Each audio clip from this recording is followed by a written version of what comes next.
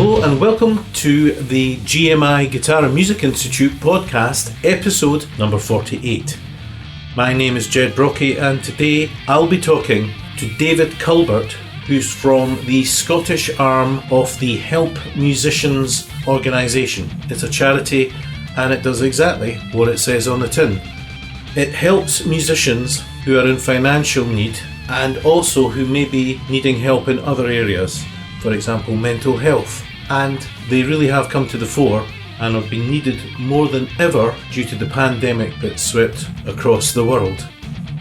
Now, this episode will be UK specific in a sense. I'll be talking to someone from the Scotland end of Help Musicians. If you've never heard of this organisation, then we're going to look at the roots of where it came from. What I kind of wanted to do was make people around the world think about the musicians in their country, wherever you are, and to consider whether it is worth trying to find out if there are organisations like Help Musicians in your country. And if you know of musicians, maybe you are a musician or maybe you know of musicians who aren't getting support during this pandemic, then please share this podcast episode and let people know about it. So coming up is my interview with David Culbert from Help Musicians. I hope you enjoy and find this podcast informative. David, it's great to see you. Thanks very much for joining me on the GMI podcast.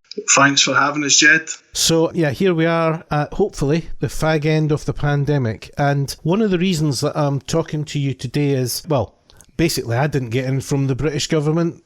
And I thought, you know what? I bet there's loads of musicians out there who aren't getting a penny. I wonder how all my pals are doing. And then I became aware of Help Musicians. Now, am I right in thinking that you are in some way connected to Musicians Benevolent Fund? Well, that's still technically who we are. So Help Musicians is just a trading name. We're still legally known as the Musicians Benevolent Fund. So a lot of your more seasoned musicians, Jed, will still, when we talk about Help Musicians, some people say, oh, you sound an awful lot like the Musicians Benevolent Fund. So it's the same, it's still the same organisation. We just kind of changed the name to kind of represent a diverse, when the charity started to diversify its support, which I'm sure we're going to go into in the course of this conversation. So still legally known as the Musicians Benevolent Fund, but we're also Help Musicians, especially Shanky Prince, with the artist formerly known as the Musicians Benevolent Fund. It's kind of something like that. It's interesting you say that. I remember many moons ago when I was in Leeds studying music, I used to get this new newspaper called The Independent. I got that, and there used to be little sort of square adverts at the corner that said, "Are those notes not playing as well as they once did?" And there was a sort of a violin or something, and it was the Musicians Benevolent Fund. So I remember looking as a young guy and thinking, what's all that about? So what is all that about? So the charity is actually, we're 100 years old this year, if you can believe it or not. Back 100 years ago, there wasn't much support for anyone in terms of, the welfare state that was really done by, friendly societies, third sector organisations. So never mind for musicians, I think for the general public, there wasn't a lot of support. A bunch of musicians kind of got together to start a charitable organisation to look after musicians if they were in that kind of crisis point and not able to kind of work off the ill. Over the years, charities just managed to kind of grow in terms of what it does and what it's been able to kind of offer people. So David, just about the beginning of the Musicians Benevolent Fund, maybe you could tell the listeners a little about how it all began and where and why. The history of Help Musicians actually goes all the way back to 1921. So English tenor Gervais Elwes died tragically in a railway accident in Boston, United States. Throughout his life, he'd shown compassion and kindness to musicians and composers, counting Ralph Vaughan Williams and Edward Elgar as his friends. So following his death, his friends set up a fund for musicians in his name, and in 1930 it became the Musicians Benevolent Fund. So it was inspired by Gervais, and his friends kind of got together and set it up in memory of him. What a great guy. And at the beginning, was it only addressing the classical musician community? I think that was a big part of there wasn't, let's just say the musical communities weren't as diverse as they were today, as they were back then. Kind of grew from there. At the beginning, what sort of support was given to musicians? How did it work, and how did people get to know about it? Back in the early days, it was really just, if people were needing basic kind of medical support or basic kind of, health and well-being support in terms of maybe they were in crisis and they needed some financial support for a period of time, or, like I said, even back, 100 years ago, the medical procedures and stuff wouldn't have been as advanced and stuff as what they were. But it was maybe just, what they were able to do at the time with the resources they had. So again, it was very covering those kind of basic health and kind of living costs. Okay, so that was the background to it, David. Bring us up to, not completely up to date. How has the organisation changed and developed through the years? I would say it's changed and developed because we now there is a welfare state, and there are social services that are funded by essentially the government. Back when the charity was founded, that support wasn't as widely available. So our job now is, instead of trying to provide those social services, if you will, and plug that kind of gap we're there for the people who maybe fall through the cracks, or maybe lend that extra bit of support. So over the kind of years, like we were kind of chatting about before we came on, or just earlier, about the Musicians Benevolent Fund, a lot of your musicians will still know us as that. We kind of, about 6 years ago, changed our name to kind of Help Musicians, and that was just, we went to Help Musicians UK, and the point was to try and, because there was a perception that everything the charity was doing was maybe focused specifically around specific genres of music, maybe more in the kind of classical world, and maybe the charity was too London, South, East kind of focused. So we wanted to kind of change that perception. And the ironic thing is, Musicians Benevolent Fund, like you were saying, people, when you were studying at Leeds, knew about it. There was a Musician Benevolent Fund in kind of Scotland. So I think it was just really more just to kind of hammer home the point that we're a truly national charity. Yeah, like I said, it went from just being specific health and well-being support, whereas now we kind of support people with different parts of their career. That could be like recording and releasing music, or kind of learning new skills and stuff as well. I've got to say that those ads that I saw all that 30 years ago, it did make me think it was just for classical musicians, and even the word benevolent, I mean, that has a certain ring about it, doesn't it? Benevolence. It's almost like, we're helping you out. I hope you know that we're looking after you here. Would you agree with that? Yeah, definitely. It's I suppose you could also say it does what it says. Does what it says in the tin. Absolutely. So you actually also help musicians record, and well, we can help musicians with those type of projects. So for talking sake, the best way to think about what the charity does today and how it's moved on. So there's like two strands of our service. Okay, one strand is the health and well-being support. Another strand is around your kind of career. So if you will permit me, I can jump into what the health and well-being does, and then I'll tell you about what the career side does. So the health and wellbeing support is, if you're a full-time musician, now how do we define a full-time musician? Well, we define a full-time musician as someone who 50% of their income comes from their music activity. However, we also know that music can be, it can be kind of seasonal work. It's a world, mostly large percentage of musicians are in the freelancing world. So we can take into account that some months and some years may be busier than others as well. So it's really on a person to person, need basis. It's definitely not a one size fits all kind of approach. So if you're that kind of full-time musician, and heaven forbid you're unable to work, due to kind of illness and stuff, that we can then step in and we can help you with a cost of living. So that's maybe, money towards your food, your rent, your electricity, those nuts and bolt costs that are going to stop you from falling into destitution. That's where we can really help intervene. Again, if someone has an illness, if it's a terminal nature, we can support somebody up until the end of life, and we can support their families for a little bit afterwards as well. We can also support musicians in retirement too. And that's, again, and outside that, if there's, say, a specific health need, and then, that could be like counselling, or it could be physiotherapy and stuff. We work with an organisation called BAPAM, which is the British Association of Performing Arts and Medicine. prison. We work with BAPA to deliver that other medical support as well. So that's like a health and wellbeing service. On the website it will be under health and welfare. Usually that's where it lives. Can I just ask, David, how long does that support generally average out at? How many, and does it differ depending on the support you're giving people? It does differ. So maybe when people are coming to us for that support, like I was saying before, Jed, they've maybe fell through the cracks of what official support is there via the social services, social security and stuff. But one of the things that we try and do is it doesn't last forever, and it's really on a case-by-case basis. So we can't say, after 6 months or 8 months, that's it. We're going to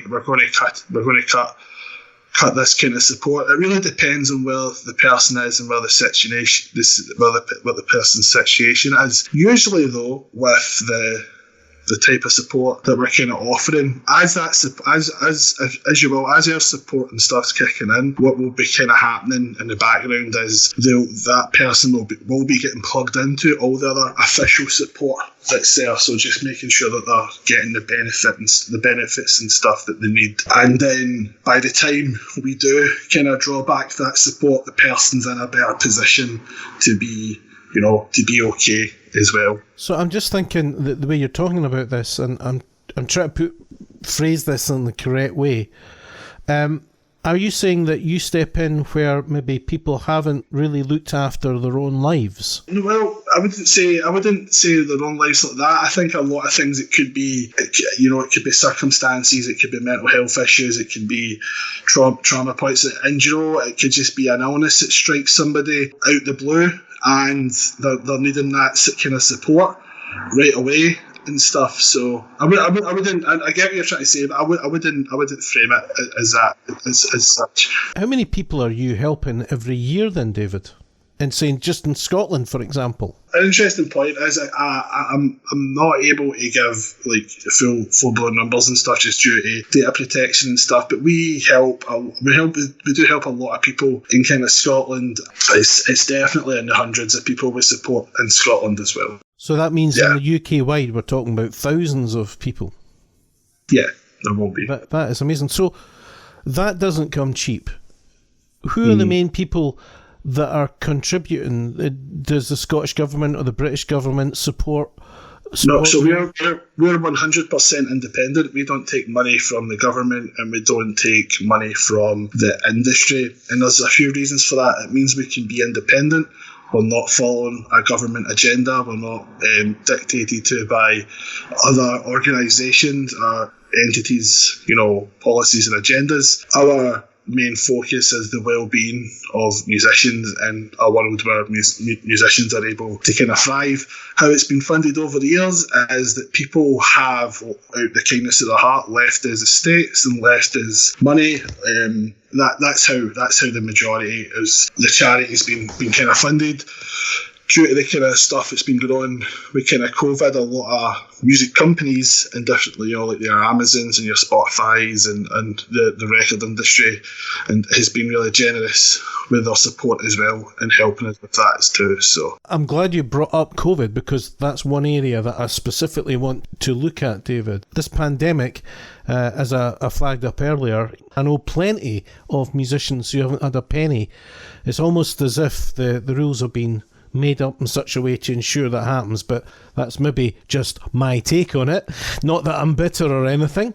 So what has the response been in terms of need and your response as an organisation to this pandemic? When we knew that the lockdowns were coming, and we've seen, before the UK officially kind of locked down, we could kind of see what was happening. We were watching the news, we were seeing what was happening in the likes of Italy and all over the world. And it was a matter of time before it kind of came here. And then as we started to see, there's going to be a lockdown, there's going to be this type of support. And for the music industry, which a large part of it is, being in the same room as other people, whether it be performing or, like you said, you're a teacher, so you have to get in that kind of space with people. We kind of knew it was going to be devastating, and we knew it was going to be really kind of difficult. So the charity released, we kind of release funds to support people through different stages, if you will. So the first stage we called Hardship 1 was an initial one-off payment of £500, and that was just to help people in that kind of first wave, if you will, when things were kind of locking down. As the kind of pandemic went on and the furlough support and stuff was there, and the government was urging people to sign up to universal credit for that support. What we kind of did there is, we started Hardship Phase 2, which was we gave people a percentage of what their universal kind of credit was as well. And that was just a bit of extra support for those kind of musicians and stuff, because 90% of folk, their incomes just completely disappeared and stuff. And for a large part of that time, it was 100% because, television production shut down and all the industries attached to it and stuff. So that's how we've supported musicians through this. What we also did is we worked with other organisations like the Incorporated Society of Musicians, Music Managers Forum, and we created the Musicians Union. We created this resource called coronamusicians.info. And this is like a living, breathing website which got all the government support, all the third sector support. And whenever there's a change, it gets kind of updated, because like you were chatting about, there's so much stuff going on and all this information. So we decided to work with these other organisations and just try and pull everything into the one kind of space that's relevant to musicians, producers and music curators that they're able to access. That's fantastic. I see there was even Creative Scotland have some support on their website as well. Now, what we did with Creative Scotland, and this is towards the end of last year, is we helped administer the first rounds, if you will, of hardship support. So I know Creative Scotland have opened up another round recently.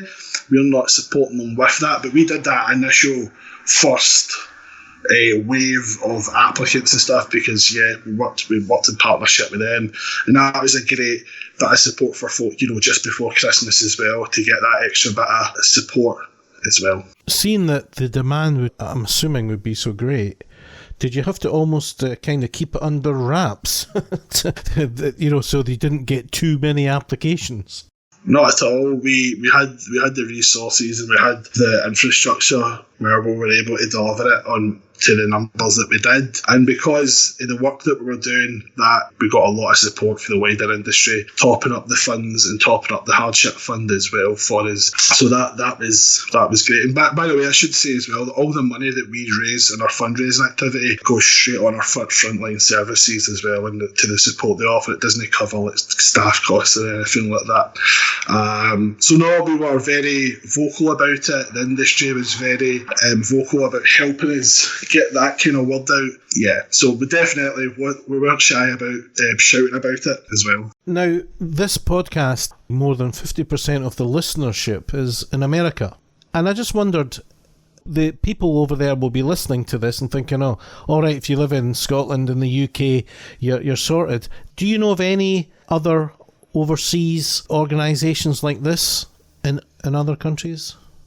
I think I think there's different organisations in America, and they might be more active in certain kind of states. But over here, there's an organisation called Music Support, and we don't have any official sister charities and stuff, but there are other organisations that do stuff like that. Like I believe the American Musicians Union and stuff are very active in the industry, and also providing support for musicians as well. And that would be my first advice to American musicians. Maybe reach out to the American Musicians Union, and they can get you to maybe where the relevant information is in your state, potentially. I was actually quite surprised, because I always thought the Musicians Benevolent Fund, and you did refer to this earlier, was just a London-centric based, but you're the representative for Scotland, and there are other. Do they have one in Wales? Do they have one in Ireland, Northern Ireland? Yeah, so in 2017, the Scotland office officially opened. I was the kind of first employee there, helped kind of set it up. We're now a team of 3 people, and Northern Ireland's the same. They're a team of 3 people, and pretty soon we will have an office in Wales. Way. Also, and we're doing a lot of outreach work and stuff in the English northern regions as well. Am I sensing here that Help Musicians is like moving into other areas now? It's really, taking on, I mean, that whole thing that you talked about in terms of supporting recordings and things like that for probably young musicians. I didn't even know about that. That's not just really for young musicians. So when we were kind of chatting, I kind of went into kind of, what the health and welfare side does, what we call the creative programme. That's the funding around your kind of career. Definitely not just for, younger musicians. It's for musicians at all ages who are adults, so everybody's 18 and above. We have different kind of funds that can kind of support. So our Do It Differently fund supports recording and releasing music. Our transmission fund is, let's say you're a musician and you want to learn from insert, established musician's name, and there's some master classes or some training there. We can help kind of pay for that through that. We support students at conservatoires with our postgraduate support, and we also have an award for jazz musicians called the Peter Willingham Jazz Award as well. That's interesting. Being a jazz musician, I find that very interesting. I wonder. Get some links. What we can do as well, Jed, after this, so I'll get some links. So maybe when you shut the podcast, you can maybe put some of the links to the stuff that we're speaking about. Don't worry, everything about you is going out and it'll be blasted across the world.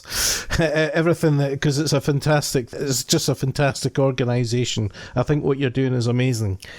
So what do you see for the future, David? Where is it all going? Our provision, well, I think we're going to be announcing further hardship support. That's going to be in line to we kind of need to see what the official government support looks like, because we want people they'll go for that support.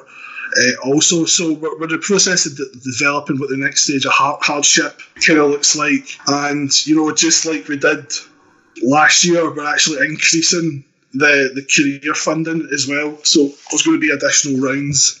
There's going to be additional rounds of that kind of career funding. So for us, we just want to make sure that we're at the front of the charge, making sure that, musicians have that type of support for their health and well-being, and that they have an option there for finance and support to help them with their career as well. So for us, it's still, we're putting the foot down and we're not slowing down this year. We're going to try and keep going. We're definitely going to be doing what we were doing and try and reach more people and keep that support going. If a musician does find they're in need of help, and perhaps they come across this podcast how do they go about contacting you? I think the best point of contact is if you are at that point where you feel you're needing that health and wellbeing support, just call the office and they'll set you in touch. They'll put you directly in touch with the health and welfare team, and they'll get the ball rolling and get the applications going for that type of support. If you're in Scotland and you want to chat about maybe funding and chat about what support's there, definitely drop the Scotland office an email. Again, that will be available for you for when this podcast goes live. So is there a lot of forms to fill in, and is there a lot of having to divulge your personal? I'm assuming there has to be some safeguards. Yes. So if you're going for that health and welfare support, there is there's bank statements, there's proof of income. Not too dissimilar if you were going for any other type of support, just to kind of prove that someone is who they say they are, and to prove that their income's coming from music and stuff. But the musicians that are coming to us, like we said, most of them in the freelance world, and they're needing to provide this information on a regular basis for a whole host of different stuff. There is a pretty quick turnaround for when people make the application to the point of receiving their first kind of payment, if you will. So David, from the moment that someone first gets in contact with you, and assuming that everything is correct in terms of their finances, how quickly could they actually see money in their bank account? Well, depending on what the kind of need is, we can get money to people within 24 hours, depending on what it is. If there's like an eviction pending, or if there's energy issues or food issues and stuff. But usually, most applications are between 1 and 2 weeks. There's like I just mentioned, there's those other cases where it's a bit more of an extreme circumstance that requires that money to be released a bit earlier. We are able to do that if certain criteria, is met as well. What I would also say is just to the kind of nature of stuff with COVID, things are taking a bit longer. So those were the kind of deadlines, those were the kind of time frames kind of pre kind of COVID. Nowadays, it's probably maybe about 3 weeks, 2 to 3 weeks, I would say to somebody. But again, if someone's at that kind of crisis point, then we could look at getting that help to them a bit kind of quicker as well. I think another thing I should add in, if somebody's looking for that, if they're needing support, we also have a mental health support line, which is 24/7. It's called Music Minds Matter, and at the other end of that phone call is trained counsellors who can support. And that doesn't necessarily need to be for that kind of crisis point. It could just be there if some days you need that listening ear and you need someone to talk to. That service is kind of there, and what they can also do is, because it's our service, they can kind of open up and get you referred into your service as well. So if you phone somebody, or if you phone Music Minds Matter and you're needing that, like I said, that emotional support, then they can help facilitate that follow-up support, which is helping for counselling sessions and stuff. So, well, I think it's absolutely fantastic, the work that you do, and I don't know if it's just me, but I think it's kind of under the radar for a lot of people. But musicians are, no matter where they are in the UK, it's all community based in a sense. Everyone talks to everyone. So maybe you're better known than I think you are. But hopefully, if there are people listening to this podcast and you are in need of help, or maybe just need to talk to someone about your mental health, Help Musicians, what a fantastic resource. David, thanks very much for taking the time to talk with me today. I think this, without doubt, is one of the most helpful podcasts for people in real need that I've ever done, and it's been a true pleasure in telling people about Help Musicians. Thank you. Thank you, Ged, and thank you for taking the time out your day. I know it's busy, I know it must be pretty tough having to do, especially all the educational work you're doing. There's that big pivot to kind of online, and I know how busy your day must be. So thank you for giving us the kind of platform to kind of reach your listeners, and hopefully if there's people listening who know musicians and they're needing that help, just tell them to get in touch. So thank you again. That's it, folks, for another podcast, the first one of 2021, and I can't believe we're already into March. As I said at the beginning, if you know of any musicians who could benefit from some financial help or otherwise, then please tell them about this podcast. Let's get this out there and get the help to where it's needed. I hope that we are coming out of this pandemic soon, but there's no doubt that musicians around the world are going to continue to need help, like so many other well-deserving causes. So all that remains for me to say, as always, is thanks for listening. My name is Ged Brockie, and I'll hopefully be back very shortly with another podcast for you wherever you are in the world. Bye for now.